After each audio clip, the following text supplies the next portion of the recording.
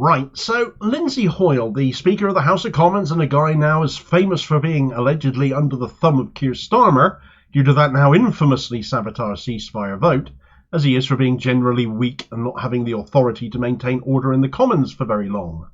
Well, he's back on my radar once again for the worst of reasons again, because not only are his pro-Israel leanings seemingly well recorded, and arguably he's under more scrutiny for these than ever now, since his father, the late Doug Hoyle's founding of the Labour Friends of Israel lobby. But following that botched ceasefire vote back in February, you kind of hoped he'd have had a bit of time for a little bit of self-reflection in the meantime. Instead, when confronted by his own constituents about the ceasefire vote, he chose to ignore them, to actually film them as he left in his car, and then he was photographed appearing to be actually laughing at them. That's not the actions of a guy who is contrite or self-reflecting. Those are the actions of a man who, it appears to my mind, who thinks he's untouchable. So perhaps it's time the speakers of the House of Commons learned that they really are absolutely not. Right, so Lindsay Hoyle again it is, and once again he's being taken to task over Israel. His own Israel leanings, his impartiality, his honesty and his credibility that has been questioned by ordinary people in his own constituency this time around. The matter of that ceasefire vote back in February, brought by the SNP on an SNP opposition day, once more seeing him being challenged for that in public.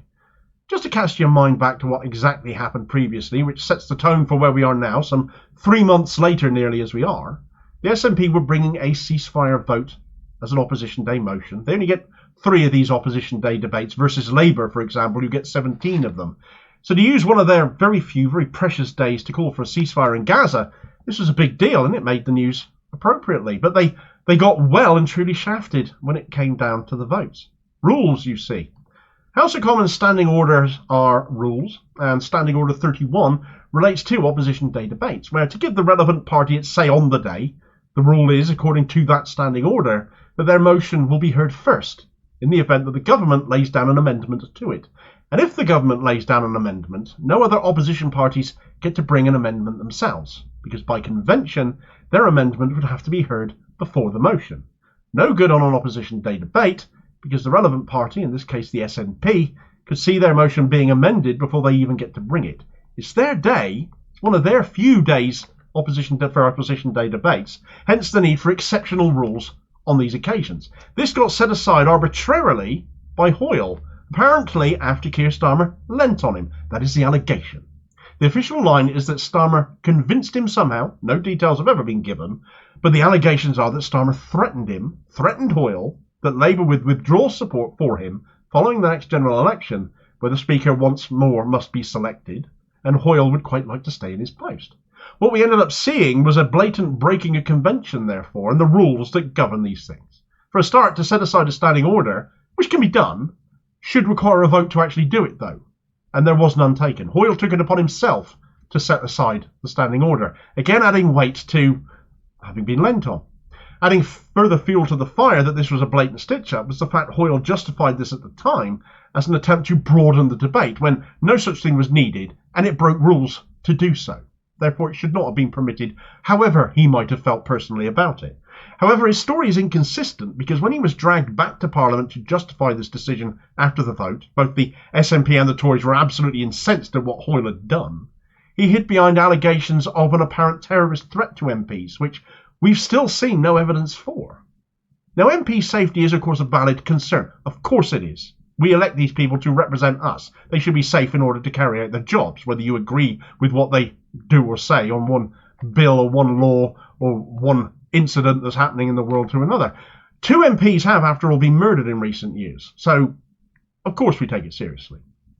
But to say there is a threat after the vote, having not mentioned it previously, that does smack of weaponising those deaths, weaponising the threat of an attack.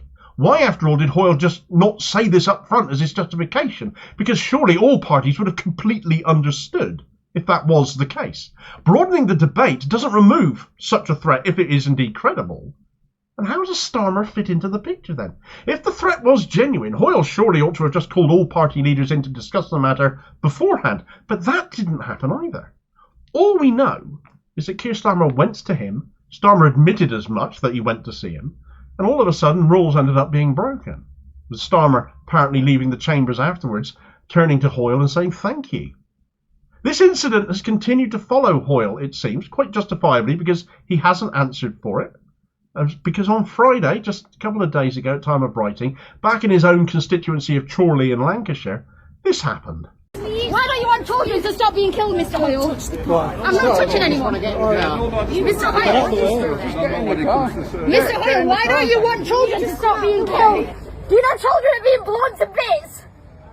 Why are you supporting a terrorist state? Why are you supporting a Holocaust? Is it true that you stopped the ceasefire vote to save your own career? Because Keir Starmer said if you don't put the Labour motion through, they wouldn't vote for you. Isn't that true? You don't care about Palestinian rights! We charge you with genocide! Shame on you!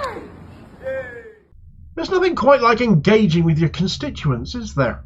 The anger they showed is understandable in my view. People still don't know why Hoyle did what he did, and there didn't seem to be much effort on his part to explain himself to his constituents, the people he is supposed to represent, whether he is the Speaker of the House of Commons or not. He is still a constituency MP. Any efforts to investigate what happened have been stymied, it seems. So do we have a Speaker that is controlled by Keir Starmer, or is he truly independent and in a position of actual authority? That has been called into question by all of these this incident. And with Starmer looking to be the next Prime Minister should be extremely concerning if Hoyle is, as is alleged, putting his own career prospects first and unable to stand up to Keir Starmer.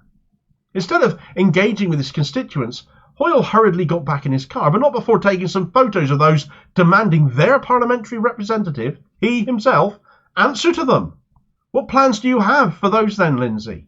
Going to call the police on your constituents for daring to ask you some questions? Is that why you took photos of them? Perhaps you felt threatened. Perhaps you felt they might have been the terrorists you spoke of, despite the minders you evidently had. And certainly we shouldn't make light of legitimate threats of such against our MPs. And I certainly condemn that wherever the real thing is proven and is shown to be the case. But this certainly didn't seem to be that. And indeed, if you take MP safety and security so seriously in fact that you set aside standing orders on a ceasefire debate in Parliament, as you indeed claimed, then what was this face all about as you drove the car away, or as the car was driven away? You're sat there appearing to be pointing and laughing at your own constituents. It certainly looks that way, and certainly implies to me that you were not in any way afraid for your safety whatsoever. Is that appropriate conduct for an MP towards their constituents as well? I can't imagine that makes them want to vote for you, but of course Hoyle might feel he's untouchable in that regard as well, since by convention parties do not stand against an incumbent Speaker. The main parties, at least anyway, they have this convention. It is only a convention, though, and if that face, laughing and pointing, seemingly at his own constituents, doesn't prompt some to stand against Hoyle and break what is, well, frankly, it is a preposterous convention anyway, giving the Speaker a free pass in Parliament, especially one who behaves like this, if he truly is laughing at his own constituents after having seemingly stitched up a ceasefire vote they want answers for. Not only would he, in which case, have indeed weaponised threats against MPs previously, but even if true, doesn't actually take them seriously by his apparent conduct here either. Hoyle has been the MP for Chorley since 1997. He's clearly gotten quite comfortable there, perhaps a little too comfortable, and absolutely should be made to defend his seat. And he in fact will be, as at time of writing at least one party is fielding a candidate against him, the Green Party, who do not follow this convention of not standing against the Speaker anyway. They stood against him previously. I dare say there may be more candidates to come yet. I understand George Galloway's Workers' Party are not ruling it out for one. Now, Hoyle has a not indecent majority right now, 17,392, which he won in 2019.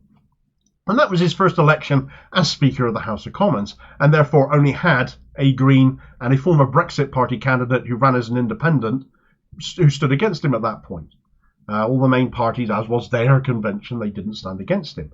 As therefore the majority that he won was a big step up from his previous majorities, which clearly and obviously was a benefit of not having the Tories and Lib Dems standing against him anymore. His majorities have historically been quite modest though. So actually he is ripe for an upset in my view if the right candidate were to stand against him. Additionally, Lancashire has been somewhat uncomfortable territory for Labour of late. Hoyle's party, even if as Speaker he is strictly speaking unaffiliated. Labour just lost control of Oldham Borough Council in Lancashire in the local elections that have just gone. And of course, the Rochdale by-election a few months before went terribly for Labour, seeing George Galloway himself return to Parliament. And there were also the huge losses of 20 councillors in Pendle, who resigned in protest from the Labour Party over Keir Starmer and his horrible stance on Israel and Gaza, and frankly his Tory lightism going forwards even before that.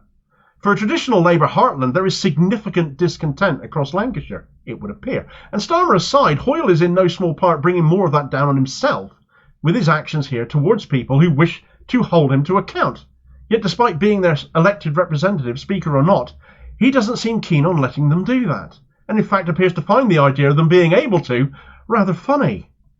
Frankly, Hoyle's position is already untenable, but his apparent conduct towards his own constituents should make that doubly so. I went into more detail over Hoyle allegedly caving into Keir Starmer earlier this year in this video recommendation here, and I'll hopefully catch you on the next vid. Cheers, folks.